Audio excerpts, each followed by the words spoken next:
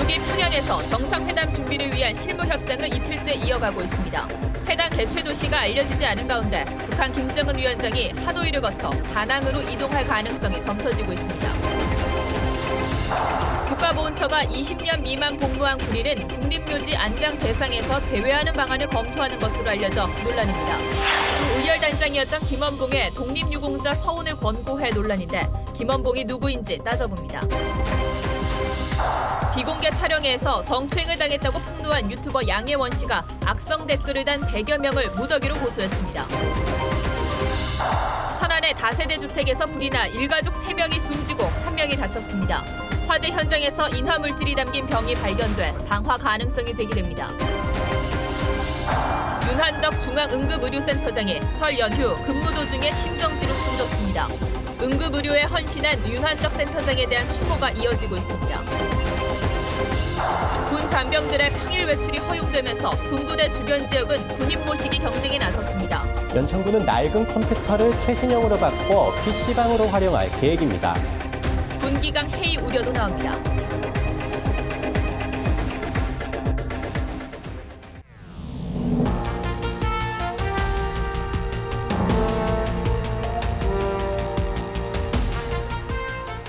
여러분 안녕하십니까? 뉴스9의 신동욱입니다. 2차 미북 정상회담 일정은 이미 트럼프 대통령의 입을 통해 발표가 됐습니다만 실무 협상은 진통이 있는 듯합니다. 어제 항공편으로 평양을 방문한 비건 미 대북정책 특별대표는 1박 2일을 꽉 채운 지금까지도 돌아왔다는 소식이 없습니다. 오늘은 먼저 통일부로 가보겠습니다. 자, 백대호 기자, 미국 협상팀이 어제 호텔을 떠날 때 큰 가방을 들고 떠난 걸로 봐서 자고 올 거라는 예상은 했습니다만 아직도 돌아왔다는 소식은 없습니까? 예, 그렇습니다. 저희 취재 기자들도 과연 스티븐 비건 미국 협상 실무팀이 과연 언제쯤 돌아올지 그리고 어떤 내용을 가지고 돌아올지 촉각을 곤두세우고 있는데요. 그야말로 깜깜이 협상이라 아직 알려진 바가 전혀 없습니다. 평양에 지국이나 특파원을 두고 있는 외신들도 관련 보도를 일절하지 않고 있는 상황이고요. 북한도 이틀째 관련 보도를 내지 않고 있습니다. 비건 특별대표를 포함한 미국 실무팀은 북한 김혁철 전 대사와 이틀째 실무 협상을 벌이고 있습니다. 한 외교 소식통은 이르면 내일 밤쯤 협상을 마치고 서울로 돌아올 것이라고 전망했습니다. 하지만 회담 장소도 아직 확정이 안 된 데다 의전과 경호는 물론 합의문 초안 작성까지 해야 하기 때문에 체류 기간은 더 길어질 수도 있습니다.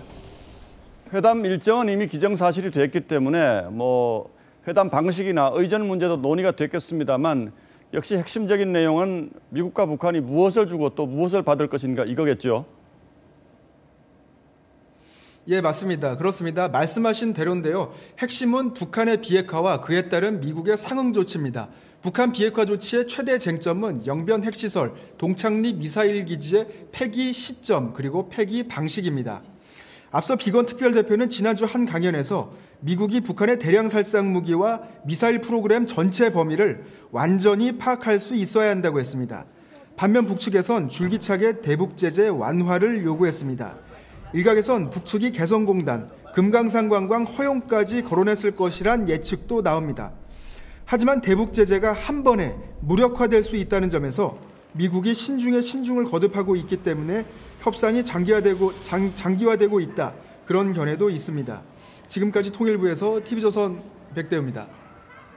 예, 그런데 아직 회담 장소에 대해서는 공식 발표가 나오지 않고 있습니다. 북한은 하노이를 원하고 미국은 다낭에서 만나기를 원한다는 얘기가 있습니다만 또 다른 한편으론 김정은 위원장 일행이 북한 대사관에 있는 하노이를 거쳐서 다낭으로 이동할 거란 관측도 나오고 있습니다. 이 경우는 어떤 일정들이 예상되는지 이채연 기자가 짚어봤습니다. Chairman Kim and I will meet again on February 27th and 28th in Vietnam. 현재 미국은 2017년 에이펙 정상회의가 열렸던 베트남 다낭을 원하지만 북한은 하노이를 요구하고 있는 것으로 알려졌습니다. 하노이에는 북한 대사관이 있는 데다 김정은 위원장의 국빈 방문이라는 변수가 있습니다. 베트남과 북한은 김 위원장이 하노이를 국빈 방문해 경제 협력을 논의하는 방안을 추진해왔습니다. 하지만 하노이에서 미북 정상회담까지 하면 트럼프 대통령이 김 위원장의 행사에 합류하는 모습으로 비춰질 수 있습니다. 이 때문에 외교가에서는 김 위원장이 23일이나 24일쯤 하노이에 도착해 국빈 방문 행사를 하고 26일쯤 다낭으로 이동하는 방안이 거론되고 있습니다. 베트남 국빈 방문 때 정상들이 머무는 하노이 메리어트 호텔은 예약이 차단됐습니다. 김 위원장이 중국을 거쳐 기차로 이동하는 방안도 논의 중인데 기차 이동 후 하노이에서 전부 진행할 가능성도 거론됩니다. 현재 미국 실사팀은 다낭에 있는 것으로 전해졌습니다. 다낭은 원산 갈마 해안지구와 모습이 비슷해 북한의 관광 발전 계획 모델이 될 수 있습니다. 다낭 내 북한 숙소로는 시진핑 중국 주석이 묵었던 크라운 플라자, 미국 숙소로는 하얏트 리젠시, 회담장으로는 인터콘티넨탈 호텔이 거론되고 있습니다. TV조선 이채연입니다. 김 위원장은 작년 싱가포르 정상회담 때는 중국의 항공기를 빌려서 타고 갔습니다. 사실 체면이 좀 깎였죠. 그래서 이번에는 어떻게 갈 것인가가 벌써 관심을 끌고 있습니다. 김 위원장의 전용기인 참매 1호는 10,000km까지 비행이 가능하고 하노이나 다낭이 싱가포르보다는 훨씬 가깝기 때문에 이번에는 참매 1호를 탈 가능성에 무게가 실리고 있습니다. 윤우리 기자가 보도합니다. 경야는 최고 용도 자동직에서 타신 중국 전용기가 싱가포르 창이 국제 비행장에 착륙했습니다. 작년 6월 김정은 국무위원장은 싱가포르 창이 공항에 5성 홍기가 그려진 중국 국제항공 보잉 747기를 빌려 타고 갔습니다. 김정은의 전용기인 참매 1호에는 여동생 김여정을 비롯한 북한 수행단을 태워 자존심을 지키려 했습니다. 참매 1호는 구소련제 일류신 62기종을 개조한 것으로 최장 10,000km 비행이 가능합니다. 안전 운항 거리는 5,000에서 6,000여 km 정도입니다. 2차 회담 장소로 거론되는 베트남 북부 하노이와 중부 다낭은 평양과의 거리가 각각 2,760km, 3,065km입니다. 약 5,000km에 달하는 평양에서 싱가포르보다 가까워 참매 1호기로도 비행은 가능합니다. 미국과의 정상회담에 임하는 북한의 자존심이나 중국 항공기를 이용했을 경우 도청 우려를 방지한다는 측면에서 참매 1호를 사용할 가능성이 높다고 봅니다. 하지만 최고 지도자의 안전을 무엇보다 중요시하는 북한이 안전 차원에서 이번에도 중국이 제공하는 비행기를 타고 갈 가능성도 배제할 수 없습니다. TV조선 윤을입니다. 다음 뉴스입니다. 국가보훈처가 10년 이상 20년 미만 장기 군 복무자들을 국립묘지 안장 대상에서 제외하는 방안을 고려하고 있어서 논란이 일고 있습니다. 대신에 국가 공권력에 희생된 사람들을 안장하는 방안을 검토하고 있습니다.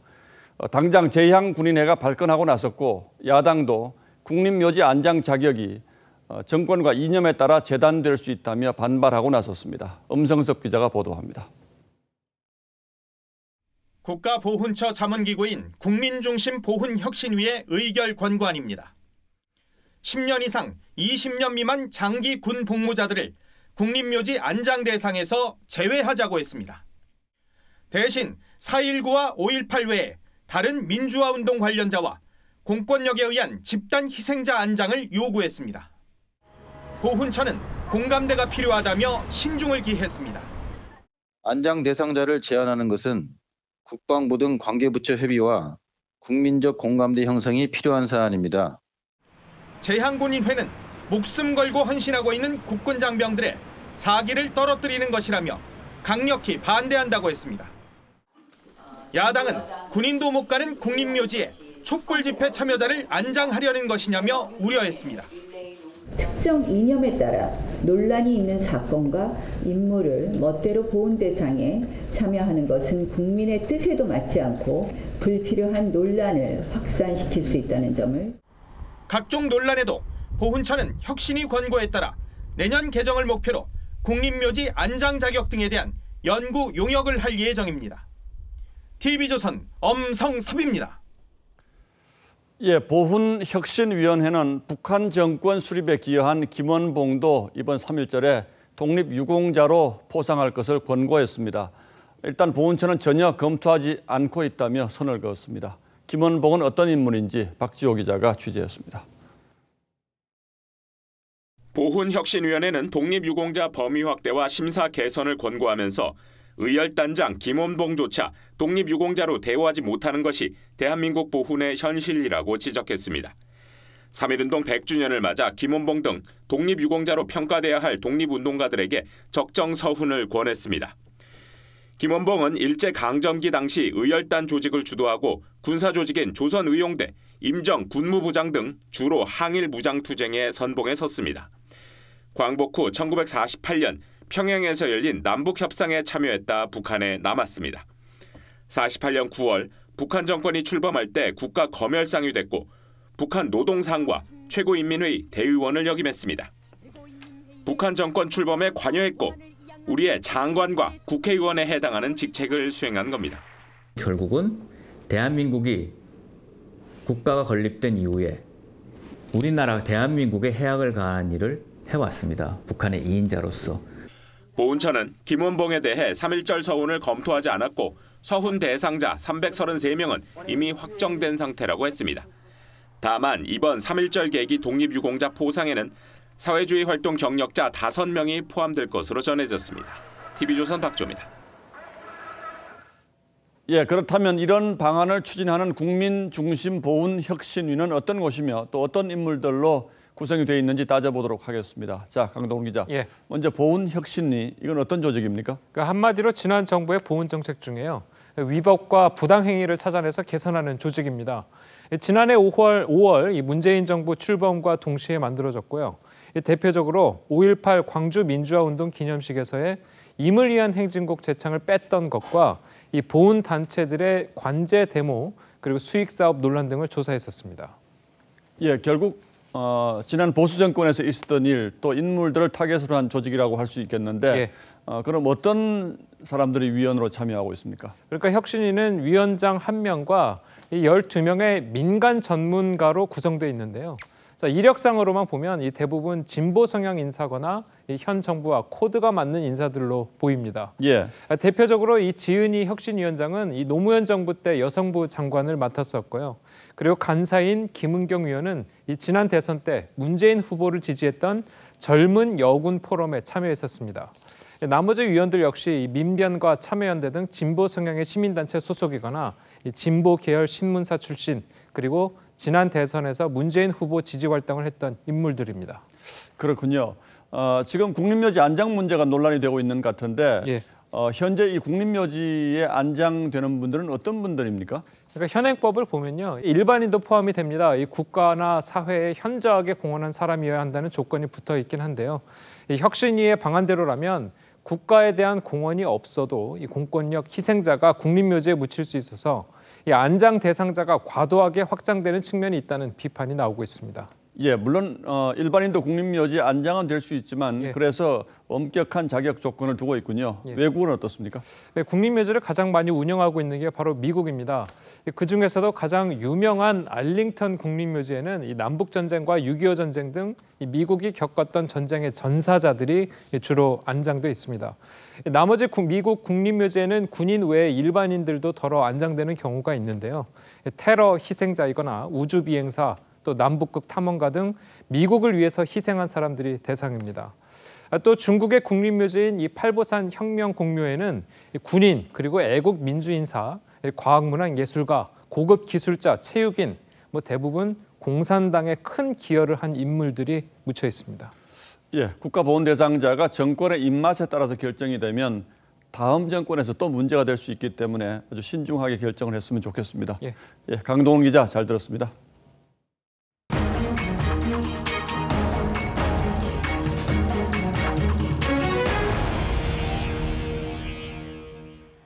우리나라 응급의료체계 구축에 힘써온 윤한덕 국립중앙의료원 센터장이 설 연휴에 근무를 하다 갑자기 심정지가 와 숨졌습니다.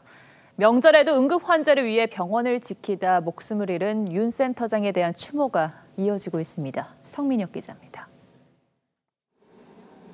국립중앙의료원 행정동 앞 흰색 꽃과 커피 한 잔이 문 앞에 놓여 있습니다.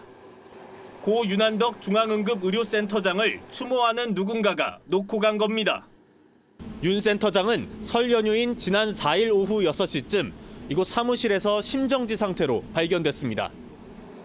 연휴 기간 의료 공백을 막기 위해 추가 근무를 하던 중이었습니다. 오늘 부검 1차 부소견이 나왔고요. 관상 동맥 경화로 인한 심장사거든요. 심장이 정지된 사망사고 이런 거 조돼 있고요. 윤 센터장은 이란 지진과 동남아 쓰나미 등 재난재해 현장을 넘나들었고 응급조사 업무 지침을 수립하고 닥터 헬기를 도입하며 국내 응급의료 체계 발전에 힘썼습니다. 이국종 아주대 응급의료센터장은 비보를 접한 뒤 응급의료계의 영웅이자 버팀목이라며 어깨 쪽지가 떨어져 나간 것 같다고 말하기도 했습니다. 갑작스런 고인의 죽음에 의료계뿐 아니라 각계의 추모가 이어졌습니다. 문재인 대통령은 SNS에 고인의 숭고한 정신을 잊지 않겠다며 부디 영면하십시오라고 썼습니다. 마지막 순간까지도 현장을 지키시면서 최선을 다하셨습니다. 이제는 그 무거운 짐을 내려놓으시고 편안하게 영면하시기를 바랍니다. 의사협회뿐 아니라 정치권도 성명을 내고 고인의 업적을 추모했습니다. TV조선 성민혁입니다. 천안의 한 다세대 주택에서 불이 나 설 명절을 함께 보내려고 모인 일가족 3명이 숨졌습니다. 현장에서 인화 물질이 담겨 있는 페트병 여러 개가 발견돼 경찰이 방화 가능성을 열어두고 조사하고 있습니다. 김승동 기자입니다. 사람들이 건물 밖으로 뛰어나옵니다. 잠시 뒤 소방과 구급대원이 도착해 현장으로 뛰어갑니다. 오늘 새벽 6시 40분쯤 천안시 안서동 3층짜리 다세대 주택에서 불이 났습니다. 불은 20여 분 만에 꺼졌지만 3층에 사는 집주인 72살 홍모 씨와 부인 66살 김모 씨, 그리고 40살 딸 등 일가족 3명이 숨진 채 발견됐습니다. 36살 아들은 베란다에서 구조됐지만 팔 등을 크게 다쳤습니다. 집안 곳곳에서는 인화물질이 담긴 생수병이 7개나 발견됐습니다. 5개는 빈통이었고 다른 2개는 가득 차 있었습니다. 가연성 물질은 방하고 거실하고 안방하고 해서 피트병에 담겨있는 2리터짜리에서 발견됐습니다. 불이 난 주택에는 홍 씨 부부와 아들이 같이 살았습니다. 숨진 딸은 지적장애로 평소 사회복지시설에서 생활하다 며칠 전 설을 쇠로 집에 온 것으로 전해졌습니다. 명절이라 왔다고 딸도 아저씨 아줌마 사람 참 좋았어요. 경찰은 아들의 상태가 호전되는 대로 정확한 화재 경위를 조사할 계획입니다. TV조선 김승도입니다. 길었던 설 연휴가 끝나고 다시 일상으로 돌아온 오늘 서울 지하철 2호선을 이용한 시민들은 출근길부터 답답했습니다. 열차가 갑자기 멈춰서 운행이 지연된 건데요. 툭하면 이런 고장이 나니 시민들은 불안할 수밖에 없겠죠. 홍영재 기자입니다. 서울 지하철 2호선 충정로역입니다. 오늘 아침 7시쯤 신도림 방향으로 가던 열차가 갑자기 멈춰섰습니다. 승하차를 끝낸 뒤 출발하려 했지만 비상 제동 장치를 조절하는 부품에 문제가 생겼다는 신호가 들어온 겁니다. 사고 열차가 충정로역에 10여 분간 정차하면서 뒤따르던 열차들도 차례로 멈춰서야 했습니다. 7시 20분쯤 열차는 출발했지만 후속 열차 승객들은 영문도 모른 채 지나가는 역마다 기다려야 했습니다. 을지로역에서부터 계속 5분씩 멈추는 거예요. 모든 역마다. 그리고 안내 방송은 별다른 공지가 없었고. 시간에 쫓겨 버스로 갈아타기도 했습니다. 아암해운역에서도 5분 정도 멈추고 도저히 안 될 것 같아서 그냥 내려서 결국 버스 탔어요. 올해 들어 실제 시민들이 겪은 지하철 운행장애는 수차례지만 서울교통공사가 집계한 운행장애 건수는 단 한 건입니다. 국토교통부 고시에 따른 수치라는 겁니다. 순수 운행 지연 시간 10분, 열차 정리 시간 제외 이런 식으로 조건이 있어요. 그래서 그 조건에 따라서 저희가 이제 분류를 해서 통계로 잡지도 않는 잦은 부분 장애 시민들만 답답할 뿐입니다. 아침에 특히 출근하는 사람들은 신경이 전부 다 예민하잖아요. 해가 바뀌었지만 서울 지하철의 관리 점검이 부실하다는 지적이 계속되고 있습니다. TV조선 홍윤재입니다. 비공개 촬영회에서 강제추행을 당한 사실을 폭로한 뒤 악성 댓글에 시달려온 유튜버 양혜원 씨가 네티즌 100여 명을 고소했습니다. 양 씨가 이렇게 강경 대응을 한 건 그만큼 비난 댓글이 큰 상처와 피해를 주기 때문인데요. 최근 법원도 실형까지 선고하는 등 엄벌하는 추세입니다. 한송원 기자입니다. 유튜버 양예원 씨 변호인이 네티즌 100여 명을 상대로 고소장을 제출했습니다. 무분별하게 악플을 달고 글을 쓰고 모욕하고 조롱하시는 많은 분들께 그것이 실은 스스로 범죄를 저지르는 일인 동시에 소셜 네트워크 등 온라인상에서 양 씨와 가족에 대한 욕설이나 비하글을 올린 아이디를 1차로 추린 것으로 순차적으로 고발 대상을 늘릴 계획입니다. 온라인 명예훼손에 대한 처벌 수위도 갈수록 높아지고 있습니다. 지난해 12월 한 여성 합창단원이 올린 유튜브 영상에 이 남자 저 남자 동시에 만난다는 등 모욕적인 댓글을 6차례 남긴 32살 전모 씨가 1심에서 이례적으로 징역 4월의 실형을 선고받았습니다. 지난달엔 한 쇼핑몰 사장에게 폭행을 당했다는 허위 사실을 해당 쇼핑몰 홈페이지 댓글로 30번이나 올린 34살 이모 씨에게도 1심 징역 5월의 실형이 선고됐습니다. 두 재판부 모두 피해자가 상당한 정신적 고통을 겪은 것과 피해자가 엄한 처벌을 원하고 있음을 양형 사유로 꼽았습니다. 대법원 역시 정보통신망법상 명예훼손을 가중처벌하는 새 양형 기준안을 내놓았습니다. 대법원 양형위원회는 사이버 명예훼손의 경우 전파 가능성이 높은 데다 심각한 피해에도 회복이 어렵다는 점을 들어 무거운 처벌이 불가피하다고 봤습니다. TV조선 한송원입니다. 필리핀에 수출됐던 폐기물 일부가 필리핀 정부의 반송 요청으로 얼마 전 평택항으로 다시 들어왔습니다. 정부가 오늘 그 내용물을 조사했는데 컨테이너 안에는 쓰레기가 가득했습니다. 재활용이 불가능해 모두 소각할 것으로 보이는데 문제는 처리 비용입니다. 이일주 기자입니다. 환경부 직원이 잠금 장치를 절단하고 컨테이너 문을 엽니다. 안은 온통 비닐 등 잡쓰레기들로 가득합니다. 지난 3일 필리핀에서 평택항으로 반송된 이런 쓰레기 컨테이너는 모두 51대, 무게는 1,200톤에 달합니다.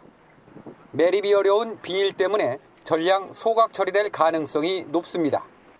폐기물 관리법에 따라 그 처리 주체인 평택시하고 환경부하고 협의를 거쳐 조속하게 처리할 계획입니다. 문제는 처리 비용입니다. 민간 소각시설 기준으로 운반비를 제외한 소각 비용만 10억 원이 넘습니다. 평택의 한 환경단체 관계자는 환경부가 처리를 평택시에 떠넘기지 말라는 글을 SNS에 올리기도 했습니다. 환경부는 평택시가 폐기물 처리 계획을 제출한 뒤 국고 지원을 요청하면 비용 일부를 지원하는 방안을 검토하고 있습니다. 또 아직 필리핀 현지에 남아있는 쓰레기 5,100톤의 반입 시기와 절차 등에 관해서도 필리핀 정부와 계속 협의하고 있습니다. 환경부는 운반 처리 비용을 추후 수출업체의 구상권을 청구해 받아낸다는 방침입니다. 하지만 업체가 사실상 문을 닫아 현실적으로 회수는 쉽지 않은 상황입니다. TV조선 이일주입니다. 이번 달부터 군 장병들의 평일 외출이 허용됩니다. 군부대 인근 지역들은 이 군인 고객들을 잡기 위해 발빠르게 움직이고 있는데요. 평일 외출이 이렇게 지역 경제도 살리고 군인들의 사기를 올릴 수도 있겠지만 군 기강 해이를 우려하는 목소리도 적지 않습니다. 주원진 기자입니다. 경기도 최북단 연천군 시내입니다. 지난 1일 연천군의 첫 상설 영화관이 문을 열었습니다. 연천군이 군장병 평일 외출에 대비해 만든 영화관입니다. 전부 좋은 의자를 전면 교체할 계획이 있고요. 또 음향 설비도 실제 영화관하고 걸맞는 외출 군장병을 위해 PC방도 늘리기로 했습니다. 연천군은 낡은 컴퓨터를 최신형으로 바꿔 PC방으로 활용할 계획입니다. 군장병을 대상으로 하는 요직업 자격증 교육 프로그램도 마련합니다. 지자체들은 장병들의 평일 외출로 지역 경제 활성화를 기대합니다. 한 15,000명이 소비했을 때 한 1년을 봤을 때 연간 한 경제 효과가 한 300억 이상이 되거든요. 하지만 군 기강이 해이해질 것이라는 우려도 나옵니다. 군기 또 안전 이런 것들이 중요한 것이기 때문에 그 부분이 흐트러지지 않도록 하기 위한 그런 보안 대책이 군장병의 평일 외출 시간은 일과 후 4시간, 차량으로 2시간 거리까지는 자유롭게 이동할 수 있습니다.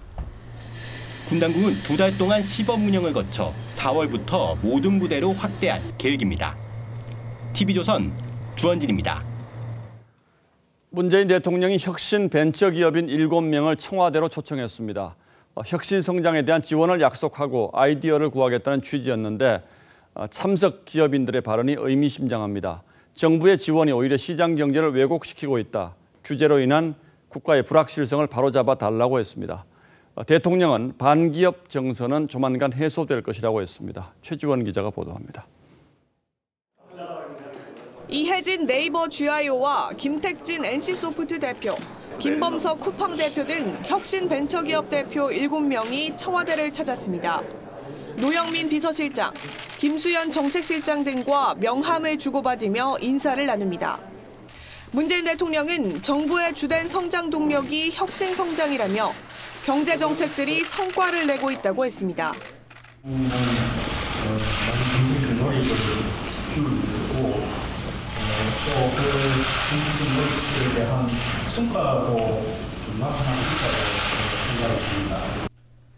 그러나 벤처기업 대표들은 현장에서 느끼는 아쉬움들을 전했습니다. 김택진 대표는 정부의 지원이 시장 경제를 왜곡시키는 것 아닌지 우려가 있다며 정부가 스마트해지면 좋겠다고 했습니다. 이혜진 GIO는 외국 기업과의 역차별 해소를, 김범석 대표는 규제로 인한 국가의 불확실성 해소를 요구했습니다.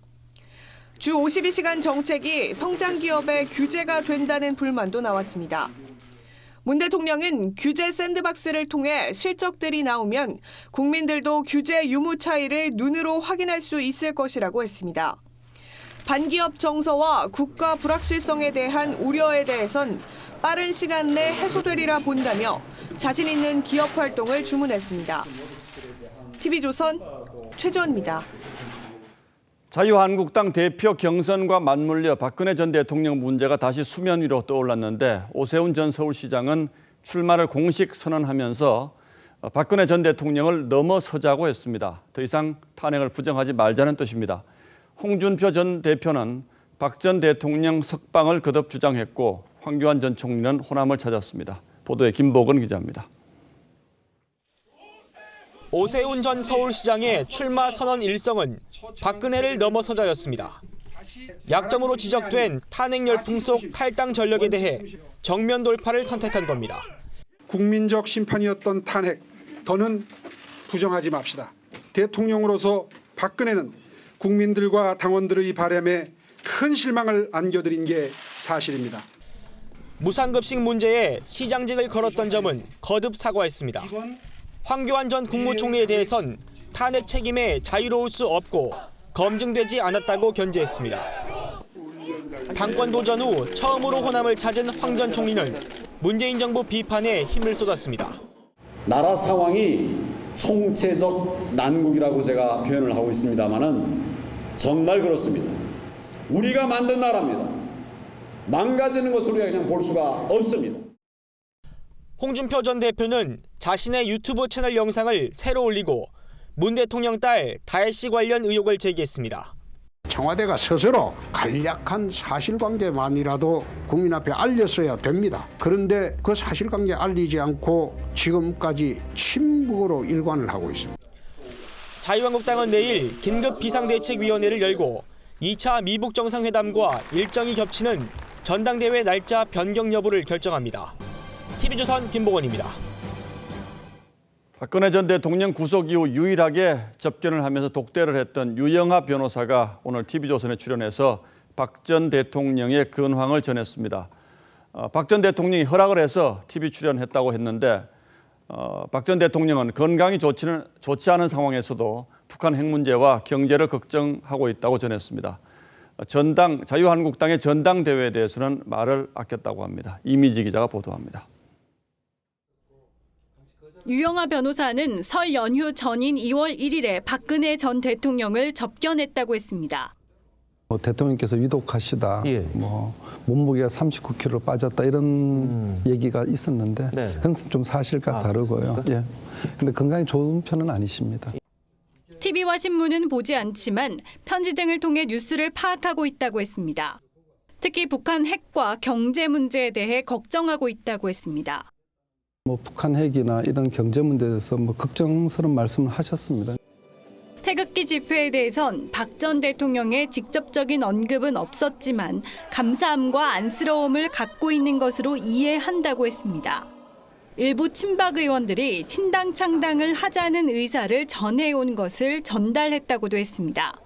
다만 별다른 말은 없었다고 했습니다. 제가 대통령께서 여쭤 적은 있고요. 대통령께서 듣고 그냥 거기에 대해서 다른 어떤 말씀이 안 계셔서 제가. 자유한국당 전당대회에 대해서도 역시 언급이 없었다고 했습니다.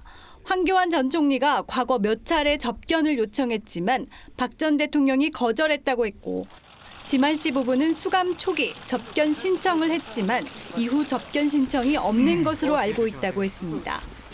TV조선 이미지입니다. 예, 다음 뉴스입니다. 시험관이나 인공수정으로 임신에 성공한 임산부는 임신을 유지하기 위해서 최대 석 달은 매일 호르몬 주사를 맞아야 합니다. 그런데 이 간단한 주사를 맞기 위해 한 해 20만 명에 이르는 난임 부부가 동네 보건소나 병원을 전전하고 있다고 합니다. 저출산 대책은 쏟아지고 있는데 왜 이런 일이 벌어지고 있는지 이채림 기자가 취재했습니다.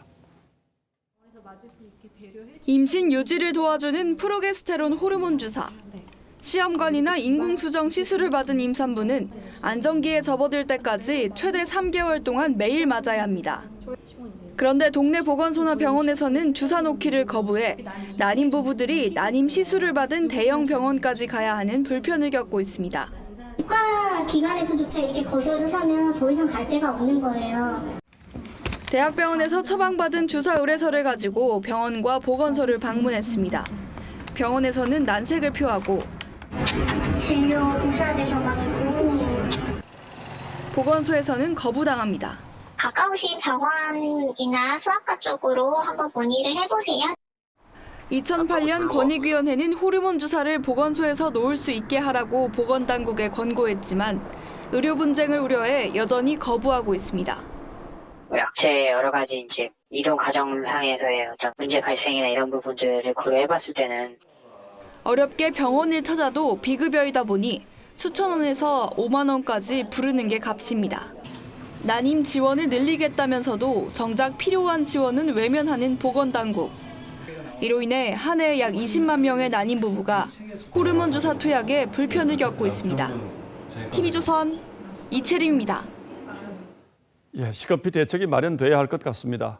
서울시 택시 기본 요금이 오는 16일부터 3,000원에서 3,800원으로 인상되는데 많은 시민들이 요금 인상에 걸맞는 서비스 개선을 요구하고 있죠.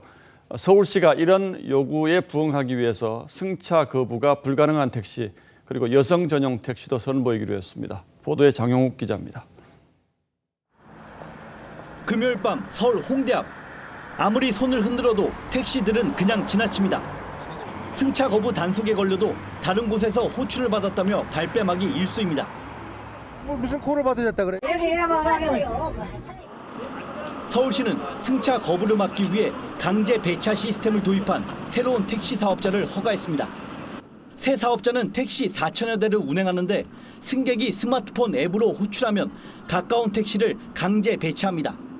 택시 기사가 보는 호출 알림 화면에는 승객의 목적지가 표시되지 않습니다. 택시 서비스에 대해서 시민들 불편사항이 좀 많이 접수가 되고 있어서 이걸 좀 개선할 수 있는 가맹 사업을 인가하게 되었습니다. 여성 전용 택시 20대도 시범 운영됩니다. 이 택시는 기사도 여성이고 유아용 카시트도 있습니다. 바리바리 짐 챙길 게 많거든요. 그래서 이런 카시트 택시가 있으면 저희 아이 가진 엄마 입장으로서는 좀 자주 이용하게 될 것 같습니다. 서비스 요금은 기존 택시 요금에 2,000원에서 3,000원을 더 내야 합니다. 택시 기사들은 별도의 교육을 거치는 대신 산학금을 내지 않고 월급을 받습니다. TV조선 장용욱입니다. 네, 가톨릭 역사상 처음으로 이슬람교의 발상지인 아라비아 반도를 방문한 프란치스코 교황이 이곳에서도 파격 행보를 이어가고 있습니다. 이슬람교와 화합을 이야기하고 일부 사제들의 성폭력 문제도 인정했는데요. 전통적인 교황과는 조금 다른 행보에 오늘의 포커스를 맞춰봤습니다. 교황의 사상 첫 아라비아 반도 방문 현장. 그런데 어디서 많이 보던 소형차가 보이네요. 맞습니다. 지난 2014년 기아차에서 기증한 바로 그 차입니다. 한 소녀가 달리는 교황차에 뛰어들자 교황은 차를 세우고 편지를 든 소녀를 맞았습니다. Guarda, non coraggiosa. Ma è stata fermata, no, lasciatela venire. 교황이 17만 명이 모인 미사에서 강조한 것은 배품이었습니다. È venuto per servire e non per essere servito. Ci ha insegnato che non è grande chi ha, ma chi dà. 지난 4일 교황은 이슬람 수니파 종교 지도자와 종교적 극단주의를 반대하는 인류 박애에 대한 공동 서명에도 서명했습니다. 종교의 자유를 언급하며 이슬람교와의 화합을 강조했죠. Essa non si limita alla sola libertà di culto, ma vede nell'altro veramente un fratello, un figlio della mia stessa umanità. 프란치스코 교황의 파격 행보는 이번이 처음이 아닙니다. 2013년 즉위 직후 동성애의 유화적 입장을 보이고 2014년엔 교리에 어긋나는 이혼이나 혼전 출산 경험이 있는 이들의 결혼식 주례를 맡기도 했습니다. Ma vi consiglio mai finire la giornata senza fare la pace. Mai. È sufficiente un piccolo gesto. 2015년에는 가톨릭에서 금기를 여기는 낙태에 대해서도 사제들이 한시적으로 용서할 수 있도록 허용했죠. 국제 평화를 위한 활동에도 적극적입니다. UAE가 개입한 예멘 내전에 반전 의사를 표했고 2명의 대통령으로 진통을 겪는 베네수엘라에 대해서 중재 의사를 밝혔습니다. Una mediazione ci vogliono la volontà di ambedue le parti. 앞서 지난해 10월 문재인 대통령을 만난 자리에선 북한이 공식 초청장을 보내면 한반도 평화를 위해 북한을 갈 수도 있다고 말했었죠. 또한 이번 UAE 방문 뒤 귀국길에서는 가톨릭교 내부에서 쉬쉬하던 일부 사제들의 성폭력 사실을 인정했습니다. Non è una cosa che tutti fanno quello, ma ci sono stati sacerdoti e anche vescovi. 프란치스코 교황의 별명은 쿨한 교황. 가톨릭 신자든 아니든 그의 말에 귀를 기울이는 건 인류 보편의 인간성을 바탕으로 배품과 평화를 강조하기 때문 아닐까요? 뉴스9 포커스였습니다. 네, 바나나나 레드향 같은 열대 과일은 국내에서 재배하려면 제주도에서나 할 수 있었는데 이제 영남권까지 북상했습니다. 온난화 때문에 가능한 일인데요. 이유가 다소 착잡하긴 합니다만 어찌됐든 새로운 소득원으로 또 새로운 명소로도 활용되고 있습니다. 송병철 기자가 다녀왔습니다. 하우스에 줄지어 서 있는 나무들. 설익은 연두색 바나나가 주렁주렁 열렸습니다. 경북 포항에서 처음으로 바나나 재배에 성공한 겁니다. 첫 수확은 다음 달인데 농장은 벌써부터 명소가 됐습니다. 바나나 나무를 처음 본 아이들은 신기하기만 합니다. 어떤 생각이 들었어요? 바나나 따고 싶었다. 경남 진주의 한 하우스. 짙은 주황색 레드향 수확이 한창입니다. 4년 전 제주도에서 나무를 옮겨 심었고 올해 첫 출하를 시작했습니다. 방금 나무에서 수확한 진주 레드향입니다. 소비자들 사이에선 새콤달콤하다는 평이 가장 많습니다. 제주도에만 할 수 있는 걸 알고 있는데 이쪽에서 레드향을 할 수 있다는 게 농가 소득에 큰 도움이 될 것 같습니다.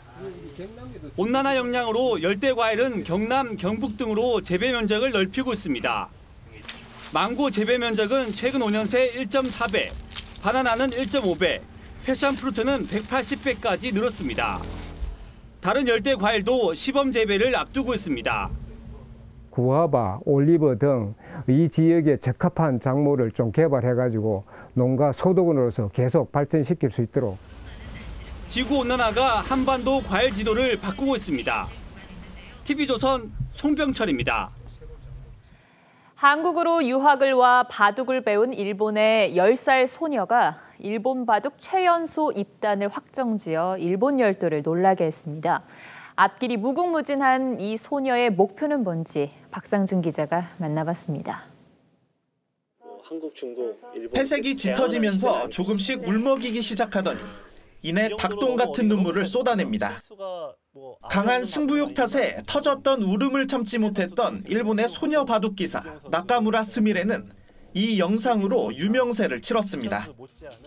스미레는 올해 4월 1일 10세 30일의 최연소 나이로 일본 기원 입단을 확정지으며 천재성을 입증했습니다. 최근에는 우리 여성 기사 중 최강자로 꼽히는 최정 9단과 특별 대국을 펼쳤습니다.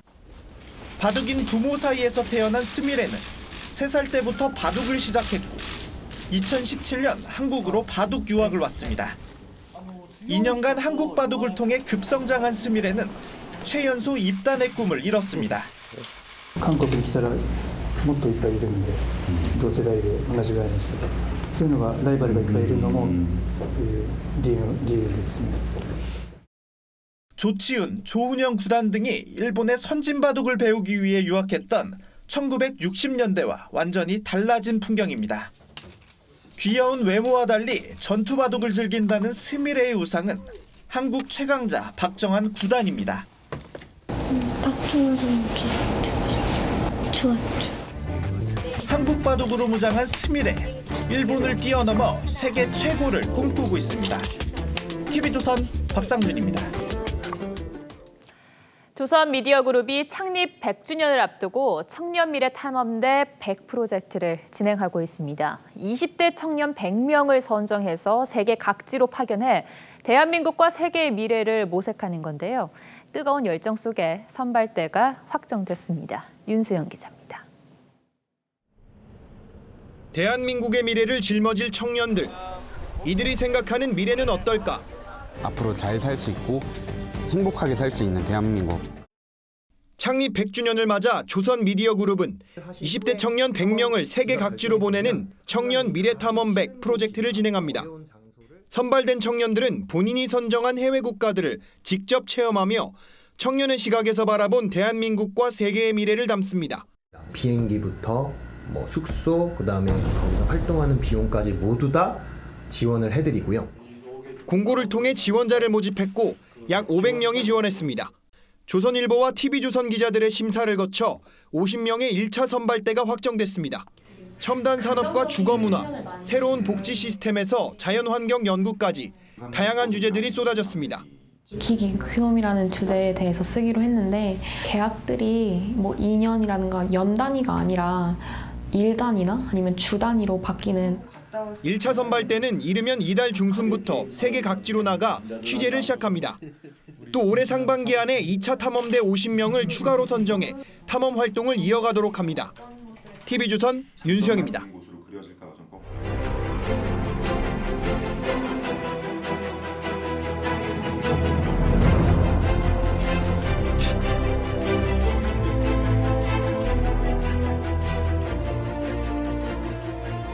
두툼한 삼겹살을 오래 부드럽게 졸여낸 동파육입니다. 이 요리를 고안한 송나라 시인이자 미식가 소동파의 호에서 이름을 따왔죠. 중국집에서 고기 육자가 붙은 메뉴는 동파육, 탕수육, 오향장육처럼 모두 돼지고기를 쓰는 요리입니다. 쇠고기나 양고기는 따로 우육, 양육이라고 표시하죠. 중국 사람들이 그만큼 돼지고기를 좋아한다는 얘기입니다.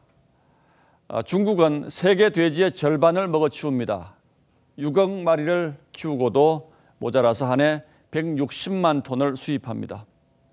그런데 미중 무역 전쟁에 돼지 열병까지 겹쳐서 세계 시장에 돼지 파동이 일어날 조짐이라고 합니다. 중국인이 입맛을 들이면 와인부터 치즈, 버터, 생선까지 국제 시세가 요동을 치고 우리 식탁 물가도 덩달아 뛰곤 합니다.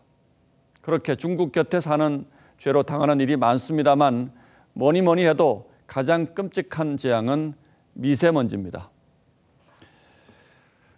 지난달 닷새 동안 이어졌던 사상 최악의 미세먼지 75%가 중국에서 발생했거나 중국을 거쳐서 들어왔다는 국립환경과학원의 분석이 나왔습니다.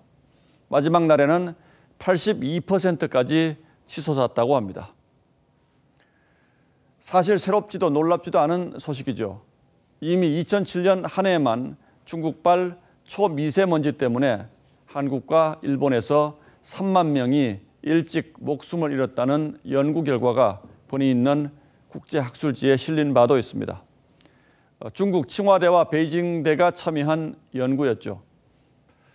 그런데도 중국 당국은 연이어 우리 미세먼지는 개선됐는데 한국 공기는 변함이 없다며 한국 탓을 하고 있습니다.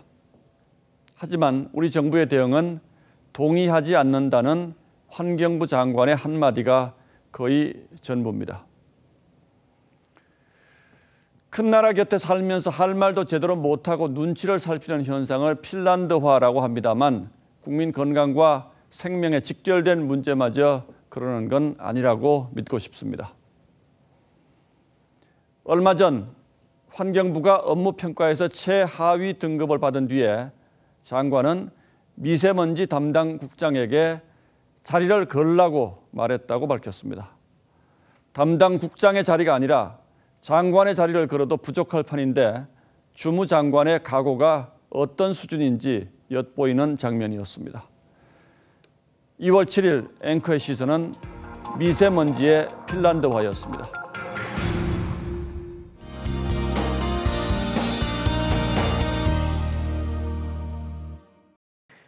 네, 이번 겨울은 감정 기복이 심한 것 같습니다. 하루하루 기온이 매우 큰 폭으로 오르내리는데요.